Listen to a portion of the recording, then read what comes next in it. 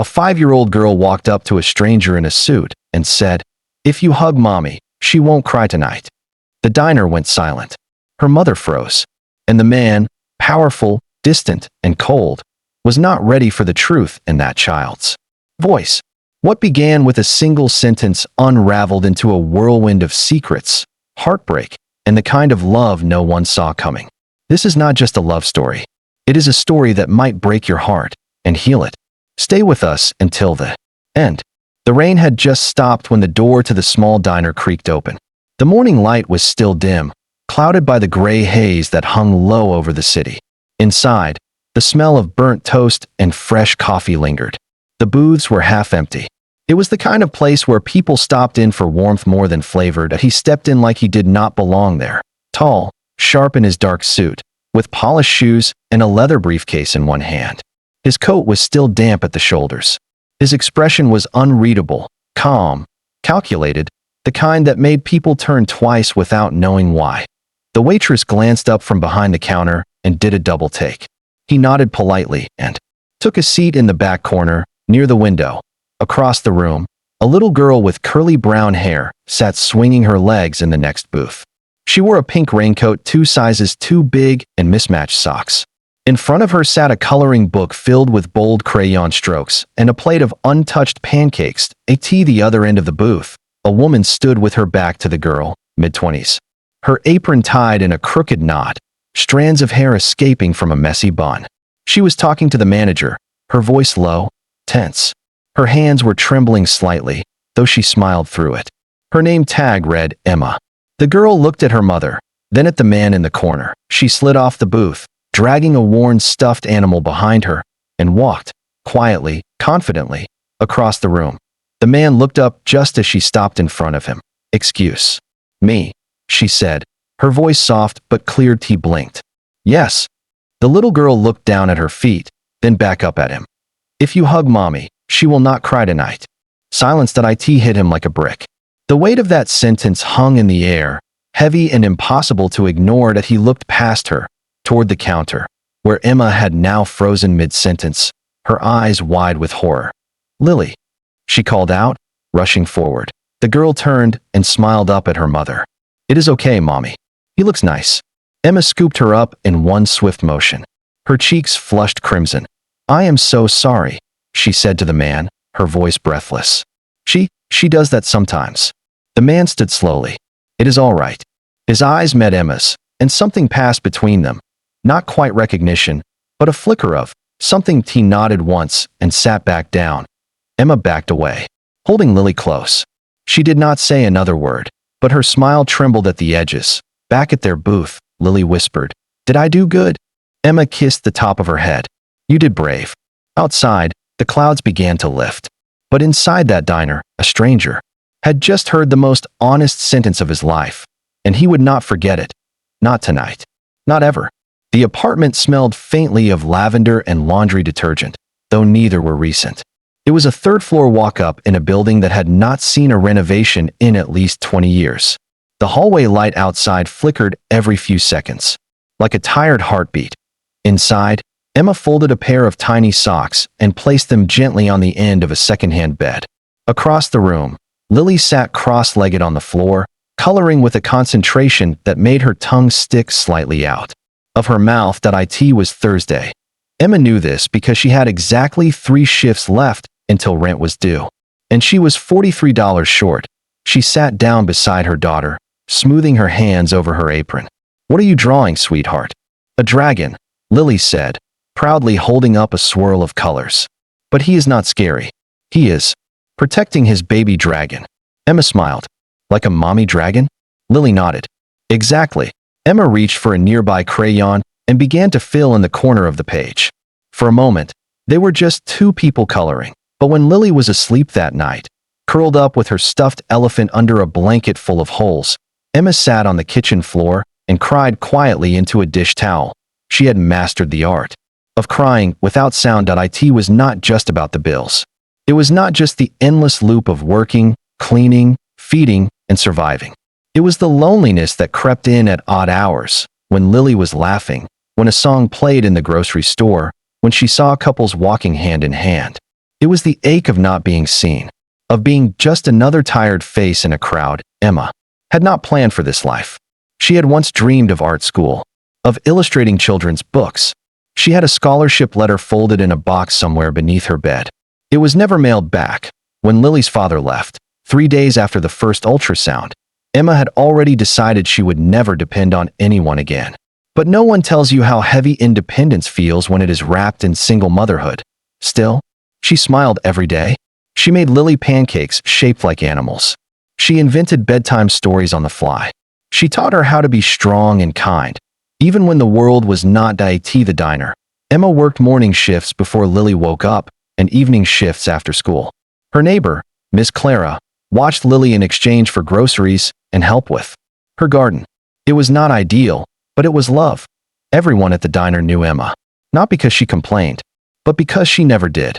She remembered customers' names, joked with the regulars, and poured the best coffee east of the bridge. She wore old sneakers with worn soles and never once asked for a raise. But behind her laughter was a clock that never stopped ticking. Emma had talent, real talent. She sketched on napkins, the backs of receipts, even coffee filters. She drew dragons, ballerinas, cityscapes, dreams. But dreams do not pay the electric bill. Lily saw more than Emma realized. One night, after Emma thought her daughter had fallen asleep, she sat on the edge of the couch and buried her face in her hands. She said nothing. She only exhaled. From the hallway, a small voice whispered, "Do you need a hug, Mommy?" Emma looked up, startled. "No, baby. I am just tired." But Lily did not believe her. The next morning, Lily watched a man in a nice suit enter the diner. He looked important, safe, powerful, and he had no idea that the little girl watching him had already decided something. That man could fix her mother's sadness. That was the moment Lily stepped off her booth seat, walked across the diner floor, and offered the bravest request she had ever made. "If you hug Mommy, she will not cry tonight." And everything began to change. Nathan did not intend to return to the diner. He had business meetings lined up for the next 3 days, 2 investor calls before lunch, and a press interview at sunset. His time was accounted for in minutes. His life was measured in strategy, market shares, and sharp, precise decisions. But somehow, the sentence would not leave his head. "If you hug Mommy, she will not cry tonight." It echoed between his thoughts like a quiet siren. The voice, so small, so honest, cut through the noise of everything else. On the second morning, Nathan walked back into the diner. He told himself it was for coffee. Emma saw him the moment he walked through the door. She was mid-pour at table 3, and her hand nearly slipped. She recovered quickly, but not before he noticed the flicker in her expression. When she came over, her tone was breezy. "Back for another emotional ambush?" Nathan raised an eyebrow. "Just coffee. No ambushes." Emma smirked. "Pity. My daughter is a better hostess than me." There was a pause. He looked at her carefully, like he was trying to read the fine print of something he had never seen before. "I did not expect to see you again," she said, setting the cup down. "Most men run for the hills after unsolicited child matchmaking." "I do not run," Nathan replied simply. She tilted her head. "What do you do then?" "I assess." He took a slow sip of his drink. "Figures," Emma muttered. "You look like a man who assesses everything, even his toast." Nathan studied her. "How old is your daughter?" 5. Going on 30. "She is observant." Emma nodded. "Too observant. She gets that from me." Another silence settled between them, but it was not awkward, just unspoken.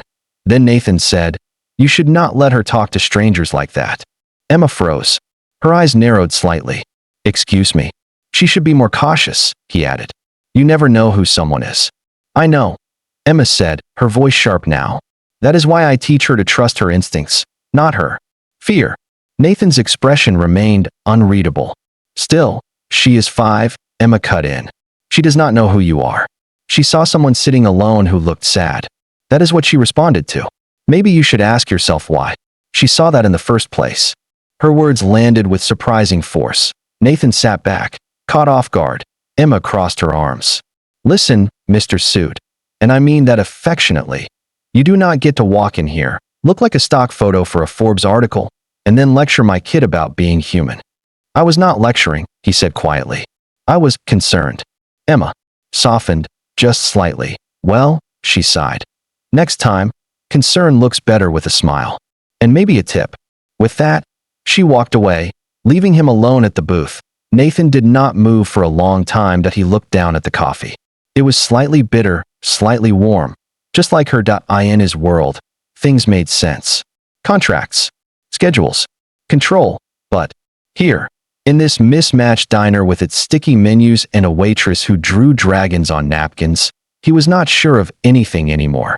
His phone buzzed at an assistant. A reminder. A headline that he turned it face down. Emma returned a few minutes later. To refill his cup. I should probably apologize, she said, carefully. Nathan looked up. Why? She shrugged. You look like someone who is not used to being spoken to like that. He paused. You are right. Emma grinned. Well, there is a first time for everything. He smiled then, just slightly, and for the first time. In years, Nathan Carter, CEO of Carter Industries, did not feel in control that he felt curious, and that was infinitely more dangerous. The third time Nathan returned to the diner, he did not try to explain it to himself. He sat at the same booth in the back, where the light hit the window just right, and watched the quiet chaos of late breakfast unfold. The clatter of plates, the chatter of regulars, the low hum of a radio in the kitchen playing a song from 10 years ago. That he glanced at the counter. Emma was not there. Instead, an older waitress with a tight ponytail brought over his coffee. She is in the back, she said, nodding toward the kitchen. Inventory day. Nathan simply nodded. He took out his tablet and opened a file he had postponed for 2 days. It was a proposal. It should have demanded his attention, but something else caught his eye. There was a napkin resting on the edge of the table. Not placed. Forgotten. On it, drawn in fine black pen, was an intricate sketch of a little girl with wild curls, dancing on the back of a dragon made from spoons and spatulas. The tea was stunning. He picked it up slowly, studying the detail. The line work was delicate but confident. The expression on the girl's face, pure wonder. There was whimsy, heart, and precision all at once. Careful, a voice said. That dragon burns pancakes if you insult his tail. He looked up. Emma stood there, holding a tray, her apron dusted with flour. You drew this? He asked. Emma shrugged, her tone light. No, the napkin fairy did. Nathan did not smile. That he looked back at the drawing. You are talented. Not enough to pay rent with a crayon, she replied. That is pen, he corrected. She smirked. You are fun at parties, I bet. He looked at her again, but this time, really looked. The laugh lines near her eyes. The small ink stain on her wrist. The worn rubber band on her wrist holding her hair back. She was not just surviving. She was creating. Did you study art? He asked. Emma hesitated, then nodded. For a little while. Then diapers and reality happened. Nathan tapped the napkin. You should not waste this. Emma's voice lowered. I am not. I give it to Lily. She thinks my napkin dragons protect her lunchbox. He blinked. Emma leaned forward, lowering her voice just enough to feel like a secret. Not everything beautiful needs a gallery. Sometimes it just needs a fridge. Nathan folded the napkin carefully and slid it into his briefcase. Emma raised an eyebrow. That is stealing. No, he said, that is collecting. She narrowed her eyes. Should I invoice you? I own $1 billion company. You would be surprised how much I am willing to pay for magic. She paused. You think this is magic? I think, Nathan said. You are hiding more than anyone I have ever met. Emma tilted her head, amused. Maybe I am just an emotional ambush in disguise. He stared at her for a second longer than he should have. Then, from the back corner, a tiny voice yelled, Is it pancake day? Nathan turned. Lily stood there, holding a plastic tiara and a wooden spoon. Emma sighed. You have been summoned. Welcome to the royal pancake ceremony. He raised an eyebrow. You expect me to attend? Emma handed him a child-sized paper crown. Only if you are brave enough. And just like that, a CEO with a steel heart sat on a plastic chair that squeaked, under a paper crown, being served pancakes shaped like dinosaurs by a 5-year-old. And her sarcastic mother. And he did not run, but he stayed. And somewhere between the laughter and syrup, Nathan Carter forgot he had ever been afraid of dragons. The invitation came in the form of a crayon drawing. Nathan found it slipped inside his briefcase the next morning. A pink sheet of construction paper, folded twice, with glitter in the creases. On the front, a shaky sketch of three stick figures. One tall with a tie, one with wild hair, and a tiny one wearing a crown. Inside, written in careful block letters, "Dear Mr. Nathan, you are invited to dinner. We have pancakes again. Please bring your smile. Love, Lily." There was no RSVP, no time, just after mommy gets home. Nathan stared at it for a long while. He had 3 meetings, a scheduled board call, and 2 back-to-back interviews that day. But the drawing stayed in his pocket the entire time. That evening, he found himself standing in front of a faded green apartment building on Pine Street. The stairs creaked under his polished shoes. The hallway smelled like old carpet and detergent. When Emma opened the door, she looked surprised. "You came," she said, half laughing. "I was told pancakes were involved," he answered. Lily squealed from the background. He brought his smile. Nathan smiled, slightly. Emma stepped aside to let him in. The apartment was small, but full of warmth. String lights hung across the living room. A bookshelf sagged under the weight of children's books and old sketch pads. The smell of butter and cinnamon filled the air. That he had never seen her in this space before, barefoot, hair down, no apron. She wore a loose sweater, soft from years of washing. She looked like someone who was finally breathing. Dinner was chaotic in the best way. Lily narrated every bite. The pancakes were shaped like dinosaurs again. Emma apologized for the misshapen stegosaurus. Nathan, surprisingly, laughed. "Do you always cook with this much enthusiasm?" he asked. Emma poured syrup over her plate. "Only when royalty is watching." "Do you always treat your guests like kings?" he countered. She leaned in, whispering, "Only the ones who survive there." First syrup ambush. After dinner, Lily insisted they all play a game called Supermarket Princess, which involved plastic fruit and a tiara that Nathan wore with very little dignity. Emma watched from the doorway, arms crossed, smiling. But when Lily finally dozed off on the couch mid-giggle, Nathan helped Emma carry her to be EDAS. They stood in the quiet hallway outside the child's room. Something shifted. "You are different here," he said. "So are you," she replied. They looked at each other for a moment too long. The space between them felt charged, not romantic, not yet, but full of something unspoken. Nathan cleared his throat. "I should go." Emma nodded. "Thank you for coming." As he reached for the door, a small voice behind them whispered, "Mr. Nathan?" They turned. Lily, eyes half closed, stood in her bedroom doorway. "If you stay a little longer, Mommy will not cry tonight." The words hit Nathan harder than before. That he looked at Emma. Her eyes welled, but she blinked fast and forced a smile. "Bed, Lily," she said softly. The girl nodded and vanished into the shadows of her room. Nathan lingered a second longer, hand on the doorknob. Then he let it go. "I can stay a little longer," he said. Emma looked down, then back up, her voice small but teasing. "You better help with dishes." They stood side by side in the kitchen, hands brushing once or twice, not speaking much. But in that quiet clinking of plates and soap suds, something delicate was forming, something neither of them dared name. Until Nathan froze. Lily's sketchbook was open on the table. On the latest page, a drawing of 3 people. One was tall with a crown. Above it, in big blue letters, "Me, Mommy, and Daddy." Nathan felt his chest tighten. Emma saw it too. Her smile faded. "She drew that yesterday," she said quickly. "Kids get ideas. It does not mean anything." Nathan backed away from the table. Emma reached out instinctively. "Nathan, you should not let her believe that," he said, voice cold. "She is a child," Emma snapped. "She believes in dragons. She believes in people who stay." Nathan stepped back again. "I never promised anything. I never asked you to," she shot back. The air went still. He turned toward the door. "Good night, Emma." "Goodbye, Nathan." The door shut behind him.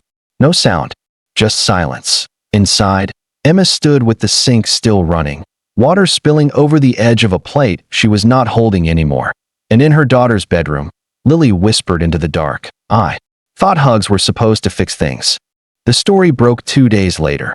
Emma had just arrived at the diner when her phone buzzed 3 times in a row. She glanced at the screen and saw text from coworkers. "Check this. Is this you? Girl, you are trending." Confused, she opened the link. There it was, single mom cozying up to billionaire CEO, in her kitchen. Beneath it, 2 photos. One of Nathan laughing in her living room with a paper crown on his head. Another, blurrier, of Emma standing beside him at the sink, shoulder to shoulder, under yellow kitchen light. Her hands trembled. The article went viral within hours. Anonymous sources speculated she was a clever gold digger in Nathan's secret romance. Others praised her for being real. But it was the headlines that cut deepest. Waitress charms CEO, but is it for love or money? She sat down in the break room, heart pounding. Her face flushed with humiliation. She had not even known the pictures had been taken. The manager walked in minutes later. He was not cruel, just nervous. "We have to let you go for a while," he said. "Corporate does not want attention." Emma nodded, stunned. "But I did not do anything wrong." He sighed. "It is not about wrong. It is about image." Outside, the autumn wind pushed cold air through cracks in the door. She walked home early that day, with Lily skipping beside her. Unaware, in the apartment, Emma turned off her phone and sat in silence. Nathan had not called, he had not texted, he had disappeared. Lily sat on the floor, drawing another picture. "Are you sad, Mommy?" Emma looked up. "A little. Do you want a hug?" Emma hesitated. "I want the truth." Lily blinked. "Did Mr. Nathan lie?" Emma smiled gently. "No, sweetheart. I think he just got scared." That night, Emma tucked Lily into bed and stared out the window at a city that did not care. She thought of how quickly something warm could turn cold, how easily people could believe stories they did not witness. And somewhere across town, Nathan sat in a penthouse with floor-to-ceiling windows and silence echoing off the walls. His board of directors was concerned. His PR team was furious. "This could ruin your acquisition deal," one warned. Nathan listened without responding, because all he could think of was a drawing in blue crayon, and the way Emma's hands had shaken when she reached for him that night. He had walked away. Again. Only this time, someone had noticed. The press conference was scheduled for 10 o'clock in the morning. The media had swarmed outside the Carter Industries headquarters since dawn. Photographers angled for a glimpse. Commentators speculated nervously. Some said he would deny everything. Others said he would say nothing at all. Inside the marble hall, Nathan stood behind a sleek podium, wearing his usual black suit. But his expression was different. He looked tired. Not physically. Tired of pretending. The reporters buzzed as he stepped up. "We will begin with opening remarks," said his assistant, stepping aside. Nathan adjusted the microphone. For a moment, he said nothing. Just breathed. "I have heard a lot about myself this week," he began, voice calm. "Some of it is accurate. Most of it is fiction, and none of it captures the truth." Flashbulbs blinked. Pens moved fast. Nathan looked directly at the cameras. "Emma is not a scheme. She is not a story. She is a woman raising a brilliant daughter. On her own, working twice as hard for half the credit, and still finding time to make other people smile. Including me." There was a ripple in the crowd. "She did not chase me. I found her. And I left. Twice. Because I was afraid of feeling something I could not control." He paused. "I would like to say I regret how things unfolded. But I do not. Because without that moment, without her daughter's honesty, I might still be living a life built on noise and success without meaning." One reporter raised a hand. "Are you saying this was real?" Nathan nodded. "It is more real than anything I have signed my name to." A second reporter asked, "What about your board? Your deals?" Nathan glanced sideways. "I built this company from nothing.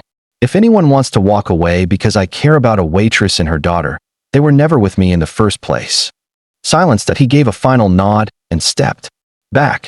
The room burst into questions, but Nathan ignored them. In a quiet corner of her apartment, Emma sat frozen.